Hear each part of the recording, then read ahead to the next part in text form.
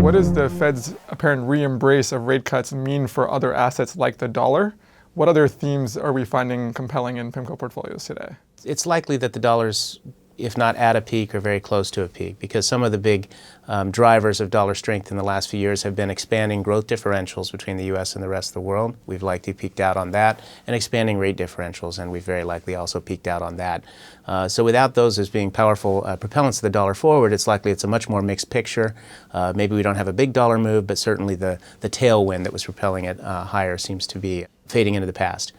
And with respect to other asset classes, given where we are in the cycle, if we have successful insurance cuts which prolong this cycle, which seems like a reasonable base case, the case is for higher quality but still a more defensive posture with respect to spread assets and spread risk in the portfolio. So yes, there's certainly a place for investment grade credit in a high-quality portfolio, but there we would stress defensive themes and keep the duration, the tenor of the investments shorter in maturity and higher in quality than in a normal part of the cycle.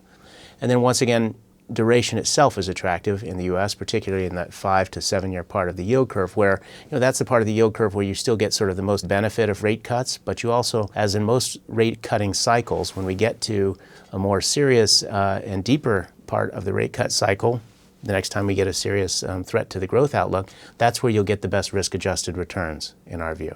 So that's a very sensible core position to build a portfolio around.